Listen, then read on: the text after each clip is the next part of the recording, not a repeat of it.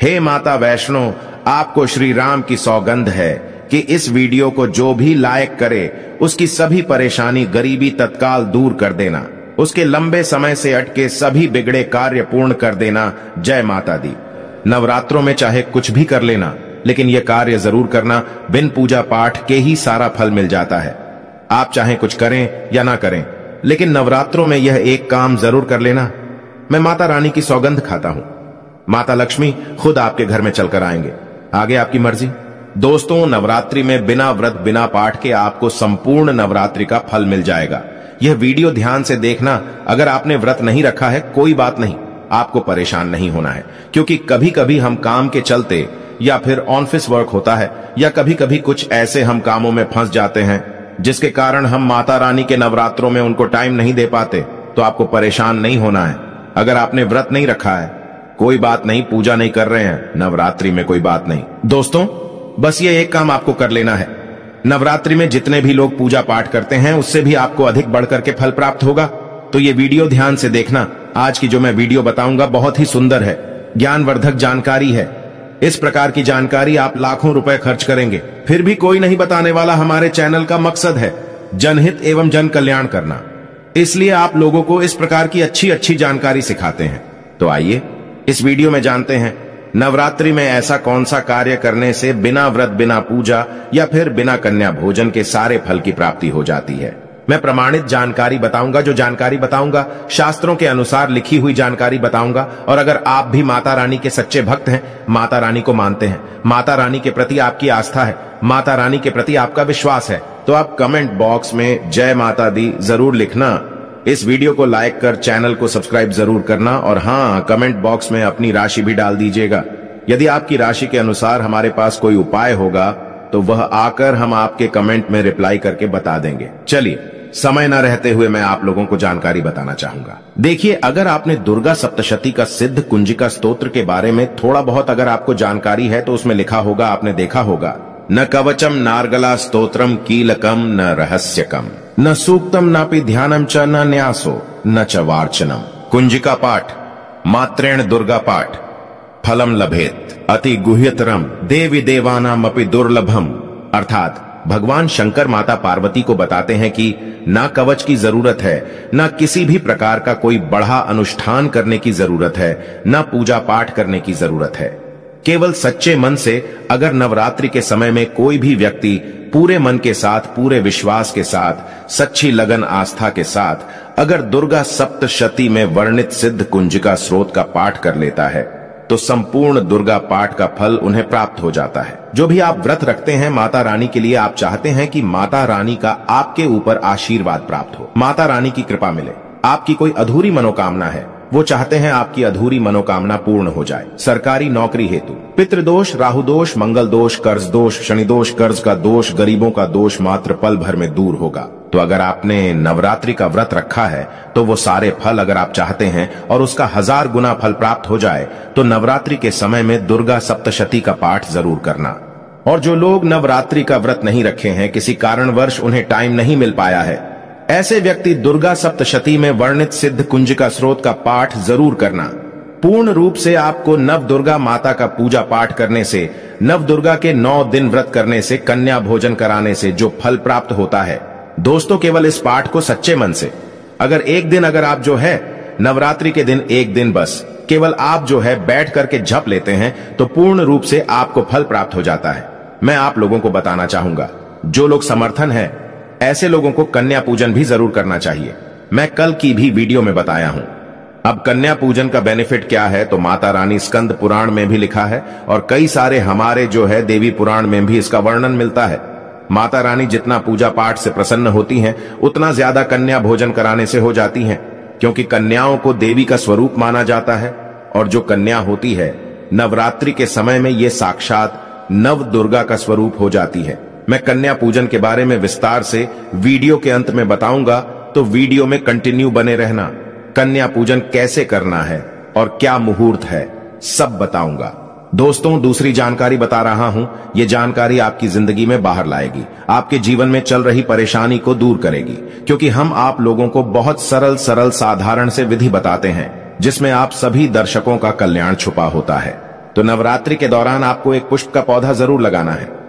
मैं इसका फायदा भी बताऊंगा, कौन कौन से पुष्प लगाने चाहिए, हमारे धर्मशास्त्रों के अनुसार कहा गया है। दोस्तों, अगर कोई व्यक्ति मंदिर के किनारे में मदार का पौधा लगा दे, ध्यान से सुनिए, जो सफेद कलर का मदार का पौधा होता है किसी भी मंदिर के किनारे में लगा देते हैं। ये पुष्प वहां पर उपस्थित जो देवी देवता है, मंदिर में जो रहने वाले जो देवी देवता हैं, जैसे शिव मंदिर है, शिव मंदिर में मदार का पौधा लगाते हैं, तो इसका एक पुष्प अगर कोई भी व्यक्ति रख करके चढ़ा दें शिव मंदिर में जाकर के, तो आपको एक स्वर्ण दान के बराबर पुण्य की प्राप्ति होती है। तो मदार का पौधा लगाने से इसमें जो फूल खिलेंगे वो जाकर के देवी देवताओं को चढ़ाए जाएंगे, तो उसका आपको जो है पुण्य की प्राप्ति होगी। जो व्यक्ति चढ़ा रहा है उसको आधा फल मिलेगा और आधा फल आपको प्राप्त होना शुरू हो जाएगा।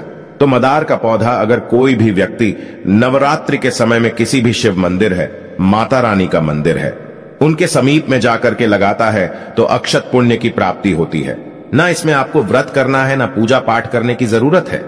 बस आप जो है कोई भी फूलों का पौधा लगा सकते हैं। इस श्रेणी में आते हैं जैसे मदार का पौधा, सदाबहार का पौधा। सदाबहार हमेशा हरियाली रहता है और ये हमेशा फूलते हैं। ऐसे फूल का आपको चयन करना है जो हमेशा फूलते रहें, जिसमें फल फूल आते रहें। तीसरे नंबर पर आता है कनेर का पौधा। जो कनेर का पौधा है ये देवी मां का श्रृंगार कहा गया है। कनेर के पौधे से अगर कोई भी व्यक्ति कनेर का पौधा, सफेद कलर का अगर कनेर है, तो फिर इसे अति उत्तम माना जाता है। कनेर के पौधे को पार्वती का स्वरूप कहा गया है। धर्मशास्त्रों में तो कनेर का पौधा चढ़ाने से माता रानी बहुत प्रसन्न होती हैं और गोदान के बराबर हमें फल की प्राप्ति होती है। आप चाहते हो तो गुड़हल का पौधा लगा सकते हैं। दोस्तों, मंदिर के किनारे में, देवी मंदिर के किनारे में अगर कोई भी व्यक्ति गुड़हल का फूल का पौधा लगता है, तो हमारे धर्म शास्त्रों में ऐसा कहा गया है, गुड़हल के वृक्ष पर साक्षात मां जगदम्बा का वास होता है। जी हां, ये मैं कोई हवा में हवाई बात नहीं कर रहा हूं, प्रमाणित बात कर रहा हूं। धर्मशास्त्रों में भी लिखा है, आप माता रानी को 56 भोग लगाएं या ना लगाएं, कोई श्रृंगार का सामान चढ़ाएं या ना चढ़ाएं, इससे कोई फर्क नहीं पड़ता। लेकिन अगर कोई भी व्यक्ति नवरात्रि के समय में गुड़हल का पुष्प माता रानी को सच्चे मन से अगर माला पिरो करके 21 की संख्या में, 11 की संख्या में चढ़ा दी जाए, तो उस व्यक्ति की वह मनोकामना पूर्ण होने से साक्षात ब्रह्मा भी नहीं रोक पाते हैं। गुड़हल का फूल माता रानी को चढ़ाने से नवरात्रि में आपने पूजा पाठ व्रत रखे हैं, पूजा पाठ कर रहे हैं, कोई बात नहीं। अगर आप व्रत नहीं कर पा रहे हैं, पूजा पाठ में टाइम नहीं दे पा रहे हैं, तो गुड़हल का फूल माता रानी को नवरात्रि के किसी भी दिन, एक दिन 21 माला पिरो करके, माला बना करके माता को चढ़ा देना, संपूर्ण व्रत का फल मिल जाएगा। आपने नवरात्रि का व्रत रखा हो या ना रखा हो, इससे कोई फर्क नहीं पड़ता। बस गुड़हल का फूल माता रानी को चढ़ा देना। तो ऐसा कहा गया है, कोई व्यक्ति अपने जीवन काल में अगर नवरात्रि के समय में गुड़हल का पौधा लगा देता है और इस पौधे में फूल आना शुरू हो जाते हैं और ये फूल अगर देवी देवताओं को चढ़ना शुरू हो जाते हैं, तो माता रानी आजीवन आपकी बिल्कुल ही मदद करेंगी, आपके ऊपर अपनी कृपा बरसाएगी, आपको अपना पूर्ण आशीर्वाद देंगी और जब तक आप इस संसार में जिएंगे कभी भी निर्धन नहीं रहेंगे। देखिए, हमने आपको वीडियो के बीच में बताया था कि कन्या पूजन 2024 में कब है और क्या है शुभ मुहूर्त। आइए अब जानते हैं। लेकिन याद रहे, कन्याओं को ऐसा खाना कभी मत खिलाना नहीं, तो उल्टा आप बर्बाद हो जाओगे। जानिए कन्याओं को क्या खिलाना चाहिए और क्या नहीं, और क्या उपहार देना चाहिए और कौन सा उपहार नहीं देना चाहिए। दोस्तों, इस बार के नवरात्रि बहुत ही शुभ और मंगलकारी माने जा रहे हैं। इस बार चैत्र नवरात्रि 9 अप्रैल दिन मंगलवार को शुरू होकर और इसका समापन 17 अप्रैल दिन बुधवार को होगा। ऐसे में 17 अप्रैल दिन बुधवार को ही व्रत पूर्ण होगा, कन्या पूजन होगा। दोस्तों, नवरात्र की अष्टमी और नवमी तिथि पर कन्या पूजन का विधान है। इस बार महाअष्टमी तिथि 16 अप्रैल 2024 यानी कि इस दिन मंगलवार है और नवमी तिथि 17 अप्रैल 2024 दिन बुधवार को है। ऐसे में आप अष्टमी और नवमी को, इन दोनों तिथियां में कन्या पूजन अवश्य ही करें। कन्याओं को भोजन अवश्य खिलाएं। शास्त्रों में 9 दिनों के नवरात्रि को बहुत ही शुभ और मंगलकारी माना जाता है और वहीं 8 दिनों के नवरात्रि को अच्छा नहीं माना जाता। ऐसे में 10 दिनों के नवरात्रि बहुत ही शुभ माने गए हैं। शास्त्रों के अनुसार नवरात्रि के दिनों में माता रानी का पूजन करने से, कन्या पूजन करने से मां अभय वरदान प्रदान करती हैं। कुंडली में जो कष्ट होते हैं उन्हें ठीक कर देती है। श्रीधर की तरह ही सच्चे हृदय वाले व्यक्ति के सभी कष्टों का निवारण मां शीघ्र ही करती है। मां की उपासना से विनम्रता का विकास होता है। सभी कष्ट, दरिद्रता, दुख, कष्ट नष्ट हो जाते हैं। नवरात्रि में माता रानी का व्रत और पूजन किया जाता है, लेकिन नवरात्रि के दौरान सबसे ज्यादा महत्व होता है कन्या पूजन का। दोस्तों, कन्या रानी जो होती हैं, फूल की पंखुड़ियों की तरह नाजुक होती हैं। कन्या पूजन सर्वोप्रिय है, श्रेष्ठ है। कन्या के रूप में स्वयं जगदम्बा देवी माता वैष्णो 9 देवियां अर्थात समस्त ब्रह्मांड इनके शरीर के कण कण में वास करते हैं। बहुत कम लोग जानते हैं 33 कोटि देवी देवताओं का वास होता है। कन्याओं के मस्तक पर कन्या चाहें छोटी हो चाहें बड़ी हो, वह सदैव पूजनीय है, मां के समान मानी जाती है। दोस्तों, माना जाता है व्रत और उपासना से माता रानी इतना प्रसन्न नहीं होती है जितना कि कन्या पूजन से होती है। नवरात्रि में छोटी छोटी कन्याओं को माता रानी का स्वरूप माना जाता है। कन्याओं को भोग लगाया जाता है, उन्हें प्रसन्न किया जाता है और बदले में आशीर्वाद मांगा जाता है। कन्याओं को प्रसन्न करने के लिए गिफ्ट आदि उपहार वगैरह दिए जाते हैं। माना जाता है अगर कन्याओं को कोई भेंट दी जाए और वो उसे खुशी खुशी स्वीकार कर ले तो इसका मतलब है माता रानी अर्थात माता वैष्णो ने वो भेंट स्वीकार कर ली जिन पर कन्याएं प्रसन्न होती हैं, तो समझो उन्हें माता रानी का आशीर्वाद मिल गया और माता रानी की कृपा से उन्हें मुंह मांगा वरदान प्राप्त होता है। कन्या पूजन कोई मामूली पूजन नहीं होता। समस्त ब्रह्मांड में जो पूजा होती है उनसे बढ़कर कन्या पूजन को माना जाता है। 10 बार गंगा स्नान करने से और 100 बार यज्ञ करने से तथा 1000 बार यात्रा करने से जो पुण्य मिलता है वह मात्र एक बार कन्या पूजन करने से करोड़ों गुना भक्त को मिल जाता है, प्राप्त हो जाता है। दोस्तों, इसीलिए कहा जाता है कि कन्याओं को सताना नहीं चाहिए, इससे समस्त ब्रह्मांड हिल जाता है। कन्याओं की जितनी सेवा की जाए कम ही होती है।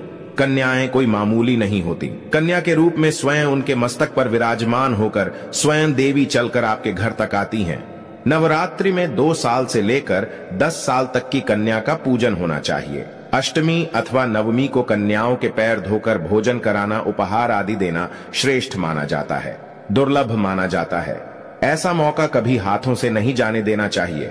इस दिन जितना ज्यादा हो सके कन्याओं को हाथ पकड़कर, पैर पकड़कर अपने घर तक लेकर आएं। दोस्तों, वीडियो में आगे बढ़ने से पहले आप अपनी राशि भी कमेंट बॉक्स में जरूर डाल दीजिएगा। यदि हमारे पास कोई उपाय होगा तो वह आकर हम आपके कमेंट के रिप्लाई में बता देंगे। कोई भी राशि के अनुसार अगर उपाय करता है तो माता वैष्णो बड़ी प्रसन्न होती है और ऐश्वर्य धन प्रदान करती है, मालामाल बना देती है। इसीलिए राशि कमेंट में जरूर छोड़ें और हाँ, माता को एक लाइक जरूर करें। लाइक करने में कंजूसी ना करें। दोस्तों, कैसे करें? कन्याओं का स्वागत। कन्या जब आपके घर आए तब सभी के पैरों को दूध और पानी से उनके पैरों को धुलाना चाहिए। खासकर मर्दों को कन्याओं के पर आवश्यक धोने चाहिए, इससे मैया वैष्णो प्रसन्न होती हैं। दोस्तों, फिर उसके बाद कन्याओं को किसी साफ जगह पर जमीन पर कपड़ा बिछाकर बैठाना चाहिए। उनके माथे पर अक्षत, फूल और कुमकुम लगाना चाहिए। फिर उसके बाद भोजन ग्रहण करवाना चाहिए। लेकिन हमेशा याद रहे, कन्याओं की थाली में 3 पूरियां कभी ना रखें। इसे शुभ नहीं, घोर अशुभ माना जाता है। 3 पूरियां तथा 3 रोटियां मरने वाले व्यक्ति के लिए निकाली जाती हैं और जेल में कैदियों के लिए दी जाती हैं। ऐसे में कन्याओं को उनकी थाली में 3 पूरी कभी ना दें, लेकिन 1-2 करके पूरियां दे सकते हैं। इससे 3 संख्या बढ़ जाती है और दोष भी नहीं लगता। दोस्तों, कन्याओं को खाना खिलाने के बाद अंतिम में कन्याओं के सर पर लाल चुनरी उड़ाना चाहिए और भोजन में आपको खीर, पूरी, हलवा, चना तथा आलू की सब्जी, छोले वगैरह की सब्जी खिलानी चाहिए। पनीर आदि भी खिलाया जा सकता है। वैसे माता रानी का प्रिय भोजन खीर, हलवा, पूरी और छोले आदि ही हैं। लेकिन भूल से भी लहसुन और प्याज का इस्तेमाल कभी ना करें, अन्यथा अनर्थ हो जाएगा। अक्सर कई लोग कन्याओं को कुरकुरे का पैकेट, चिप्स वगैरह का पैकेट खिलाते हैं, जो कि घोर अनर्थ माना जाता है, क्योंकि इसमें लहसुन, प्याज का इस्तेमाल होता है, जिसके कारण आपका व्रत खंडित हो सकता है। मां दुर्गा क्रोधित हो सकती हैं। जहां आपने 9 दिनों तक लहसुन प्याज का परहेज किया, लेकिन आपकी एक गलती पूरे व्रत को खंडित कर सकती है। इतना भी नादान नहीं बनना चाहिए कि माता रानी रूष्ट हो जाए और कन्याओं को भी अशुद्ध होना पड़े। कन्याओं को डब्बा बंद कोई भी ऐसी चीज ना खिलाएं जिसमें लहसुन प्याज होता है। कई चीज तो ऐसी होती है मार्केट में जिसके अंदर लहसुन प्याज का इस्तेमाल होता है। ऐसा आप कभी मत करना। दोस्तों, कई लोग कन्या पूजन में खाना घर पर नहीं बनाते और मार्केट से रेडीमेड लाकर ही खिलाते हैं तथा दही जलेबी खिलाते हैं, जो कि शुभ नहीं माना जाता। दोस्तों, ऐसा खाना वो लोग खिलाते हैं जिनके घर में मान लीजिए कोई दुर्घटना आदि हो गई है या घर में कोई बीमार है या कोई मुसीबत है, तब वो ऐसा करते हैं। लेकिन अगर आप स्वस्थ हैं, आपको कोई पीड़ा नहीं है, तो ऐसा भूलकर भी नहीं करना चाहिए। माता रानी दही जलेबी नहीं, आपके हाथों का बना भोजन खाना चाहती है, आपका प्यार चाहती है। फिर चाहे आप घर में एक ही पूरी क्यों ना बनाएं माता के लिए, पर आप स्वयं ही अपने हाथों से माता रानी को भोजन खिलाएं। देखिए, भले ही आप दही जलेबी खिला सकते हैं, परंतु माता को घर का बना हुआ शुद्ध भोजन ही अति प्रिय है। खासकर नवरात्रों के दौरान घर में पक्का खाना अवश्य बनाना चाहिए। माता रानी बहुत प्रसन्न होती है। घर का बना पक्का खाना ही कन्याओं को खिलाना चाहिए। हमेशा याद रखें, कन्याओं को प्लास्टिक के बने दोने में खाना नहीं खिलाना चाहिए। ऐसे बर्तन पूजा पाठ के लिए शुभ नहीं अशुभ होते हैं, क्योंकि प्लास्टिक के ज्यादातर बर्तन जो होते हैं जानवरों की हड्डियों द्वारा बनाए जाते हैं, इसीलिए ऐसा पाप मत करना। कन्याओं को हमेशा स्टील के बर्तन या पत्तों से बने बर्तनों में ही भोजन कराना चाहिए, बहुत ही शुभ माना गया है। अगर पेड़ के पत्ते में भोजन कराते हैं तो माता अभय वरदान प्रदान करती है। दोस्तों, एक और बात हम आपको बताने वाले हैं कि यदि नवरात्रों के समाप्त होने के बाद यदि बीच में कन्या पूजन में शुक्रवार का दिन पड़ जाए तो कन्याओं को कोई भी खट्टी चीज नहीं खिलाना चाहिए, क्योंकि शुक्रवार का दिन माता संतोषी को समर्पित होता है और माता संतोषी नवरात्रों के दिनों में सक्रिय अवस्था में होती है, यानी वो भी 9 देवियों के साथ में आपके घर में आती हैं। इसीलिए कन्याओं को भूलकर भी शुक्रवार का दिन अगर पड़ जाए तो खट्टी चीज घर में नहीं बनाना चाहिए और कन्याओं को भी खट्टी चीज नहीं खिलाना चाहिए। घोर पाप लगेगा, आपका किया कराया सब बर्बाद हो सकता है।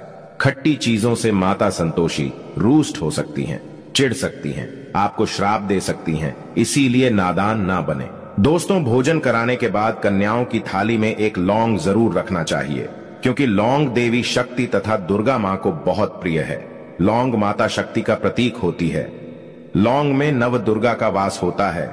इन 9 दिनों में माता रानी को लौंग का भोग ही लगाया जाता है, तो खाना खाने के बाद कन्याओं को लौंग अवश्य अर्पित करें। माता रानी को अमृत से बढ़कर लौंग प्रिय है, इसीलिए कन्याओं को थाली में चुपचाप एक लौंग जरूर रख दें। आपका भाग्य चमक जाएगा। माता लक्ष्मी आपके जीवन में धन की कोई भी कमी नहीं होने देंगी। दोस्तों, आपको बता दें, कन्याओं को उपहार में क्या दें। कन्याओं को खुश करने के लिए उनकी थाली में दक्षिणा डालें, ताकि आपके घर में संपन्नता बनी रहे तथा धन की कोई भी कमी ना हो। कन्या जब आपके घर से खुशी खुशी धन लेकर जाती है तो वह भी आपको खुशी खुशी कई गुना आपको धन प्रदान करती है। इस समय कंजूसी मत करना, खुशी खुशी कन्याओं को धन अवश्य देना। कन्याओं को कोई सुंदर गिफ्ट दे सकते हैं। शास्त्रों में बताया जाता है कि कन्या जितना खुश होती है, माता रानी उतना ही जल्द फल की प्राप्ति प्रदान करती है। ऐसे में आप कन्याओं को चॉकलेट बॉक्स दे सकते हैं तथा खूबसूरत कपड़े दे सकते हैं। याद रहे, काले कपड़े ना दें और स्टील के बर्तन भी गिफ्ट के तौर पर दे सकते हैं। याद रहे कि कन्याओं को लोहे का कोई भी सामान नहीं देना चाहिए, नहीं तो राहु केतु का प्रभाव आपके जीवन में प्रवेश कर जाएगा। राहु काल तथा राहु दोष आपको लग जाएगा, आप बर्बाद भी हो सकते हैं। दोस्तों, जब कन्या अपने घर के लिए प्रस्थान करें तो उनके चरण जरूर छू लें और अपने मन में अपनी प्रार्थना को पूरा करें। सच्चे दिल से मांगी हुई मुराद माता रानी अवश्य ही पूरी करती है। सच्चे दिल का मतलब होता है मन में कोई भी लालच ना हो, और अगर वो लालच माता को पाने के लिए बन जाए तो उसे बोलते हैं सच्ची श्रद्धा और सच्ची भक्ति। ऐसी भक्ति के आगे स्वयं 33 कोटि देवी देवता आपको नमस्कार करते हैं। दोस्तों, नवरात्रों के दिनों में अगर मिल जाए आपको ये संकेत, तो समझो माँ दुर्गा आपके घर में आ चुकी हैं।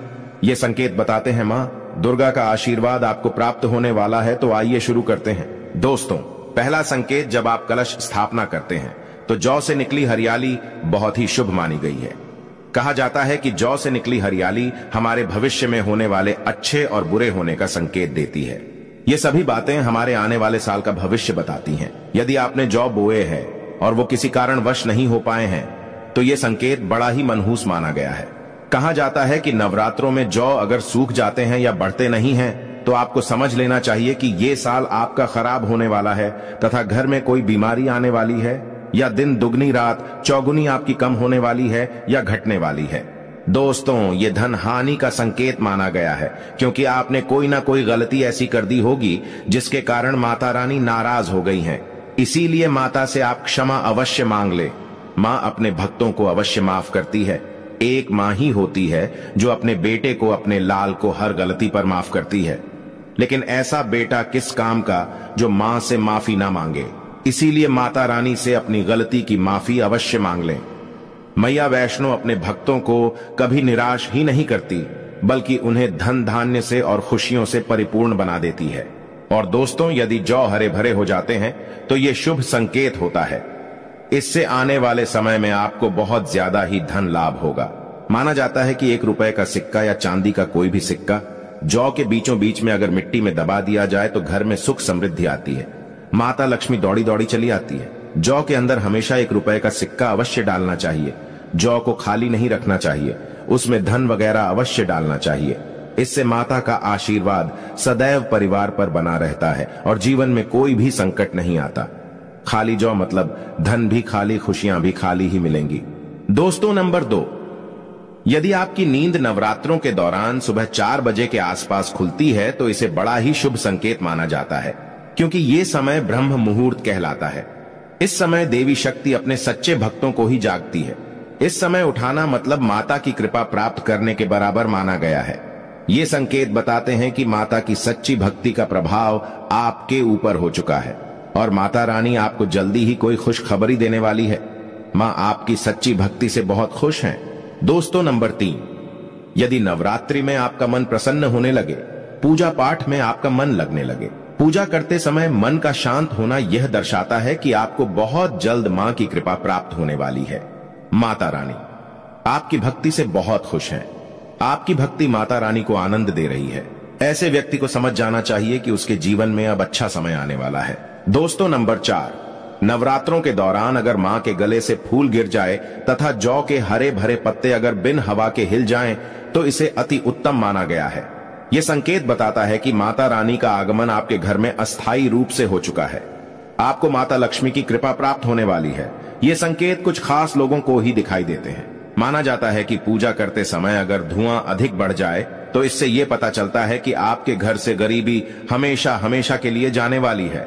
भूत प्रेत आत्माएं अब आपके घर से हमेशा के लिए जाने वाले हैं। पूजा करते समय धुएं का अधिक होना बहुत ही शुभ और मंगलकारी माना गया है। ये संकेत भविष्य में अच्छे परिणाम को दर्शाते हैं। दोस्तों, नंबर 5, द्वार पर गाय का आना। वेदों में बताया जाता है कि नवरात्रि के दौरान गाय माता का घर में आना बड़ा ही शुभ संकेत माना गया है। नवरात्रि में द्वार पर गाय का आना अत्यंत शुभ है। यदि आपके भी द्वार पर गाय आती है तो गाय के माथे पर कुमकुम लगाना ना भूले तथा गाय को रोटी जरूर खिलाएं। इससे मां दुर्गा अत्यंत प्रसन्न होंगी और आपकी झोली खुशियों से भर देंगी। द्वार पर गाय का बार बार आना भी जीवन में आने वाले अच्छे संकेतों की ओर इशारा करता है। दोस्तों, नंबर 6, सपने में शेर का दिखाई देना। अगर आपके सपनों में मां दुर्गा दिखाई देती है, अर्थात कोई भी देवी अगर आपके सपनों में दिखाई देती है तो बड़ा ही शुभ माना गया है। नवरात्रों के पावन अवसर पर माता के दर्शन किसी खास भक्तों को ही होते हैं। ये सपने कभी किसी को शेयर मत करना। यदि माता की सवारी तथा शेर रात्रि में सपने में बार बार दिखाई देता है तो मां दुर्गा आपसे प्रसन्न है। ये संकेत बताते हैं कि जल्द ही आपकी कोई मनोकामना अवश्य पूर्ण होगी और आपके शत्रुओं का नाश हो जाएगा। शत्रु आपके नाम से ही थर-थर कांपने लगेगा। मां दुर्गा का वाहन शेर है, इसीलिए नवरात्रि में शेर का दिखाई देना अत्यंत शुभ संकेत होता है। दोस्तों, नंबर 7, यदि कोई छोटी कन्या आपको सुबह सुबह लाल वस्त्र धारण किए हुए दिखाई देती है तो आपने साक्षात मां दुर्गा के दर्शन किए हैं। यदि नवरात्रों में सबसे पहले आपके घर में कन्याओं का आगमन हो जाए तो समझो आपको दुनिया की कोई भी शक्ति, ब्रह्मांड की कोई भी शक्ति आपको करोड़पति होने से नहीं रोक सकती। आपके जीवन में आपके घर में माता लक्ष्मी का आगमन होने वाला है। आप दिन दुगनी रात चौगुनी तरक्की करेंगे। अब आप खुशियां मनाइए और मिठाइयां बांटे। ऐसे में कन्याओं को भरपूर तरीके से खुश रखें और उनका आगमन दूध से चरण धुलाकर करें। कोई भी कंजूसी ना करें। दोस्तों, माता रानी आपको यह संकेत दे रही है कि अब आपका बुरा समय समाप्त हो चुका है। अब जीवन में सुख समृद्धि के द्वार खुल जाएंगे। दोस्तों, नंबर 8, घर पर उल्लू का आना। यदि मां लक्ष्मी का वाहन उल्लू नवरात्रि में आपके घर पर आकर बैठ जाए तो यह भी शुभ संकेत है। इसका अर्थ है कि मां लक्ष्मी का आपके घर में प्रवेश हो चुका है और आपकी आर्थिक स्थिति और मजबूत होगी। लेकिन याद रहे, उल्लू नवरात्रि और दीपावली पर आना ही शुभ माना जाता है। दोस्तों, नंबर 9, यदि ब्रह्म मुहूर्त के समय यानी सुबह के 4 बजे के आसपास घंटियों की आवाज सुनाई दे जाए या शंख की आवाज सुनाई दे जाए तथा कोई भजन सुनाई दे जाए तो बड़ा ही शुभ संकेत माना गया है। इससे यह पता चलता है कि माता रानी आपकी भक्ति से बहुत प्रसन्न है और आपके जीवन में सभी नकारात्मकता का नाश होने वाला है तथा माता लक्ष्मी की कृपा आपको प्राप्त होने वाली है। दोस्तों, नवरात्रों के दौरान घर में काली चींटियों का दिखाना, लंबी लंबी लाइन बनाकर मुंह में खाना ले जाते हुए चींटियों को देखना अच्छा संकेत माना गया है। और यदि मंदिर में पूजा करते समय कोई छिपकली आदि दिखाई दे जाए या मंदिर के स्थान की ओर छिपकली चली जाए तो बड़ा ही शुभ संकेत माना गया है। इससे यह पता चलता है कि आपको माता लक्ष्मी की कृपा प्राप्त होने वाली है, मां का आशीर्वाद आपको मिलने वाला है। नवरात्रों के दौरान मंदिर में छिपकली का दिखना बहुत ही शुभ संकेत माना गया है। आपकी भक्ति का फल आपको शीघ्र ही मिलने वाला है, क्योंकि छिपकली को माता लक्ष्मी का प्रतीक माना गया है। किसी शुभ अवसर पर छिपकली का दिखना मंगलकारी माना गया है और नवरात्रि में छिपकली का मंदिर में दिखना साक्षात देवी लक्ष्मी का स्वरूप माना गया है। दोस्तों, अगर आप वाकई में मां वैष्णो की कृपा पाना चाहते हैं तो कमेंट बॉक्स में लिखें, जय माता दी माता रानी। आपकी झोली खुशियों से भर दें। मां वैष्णो के लिए एक लाइक तो बनता है।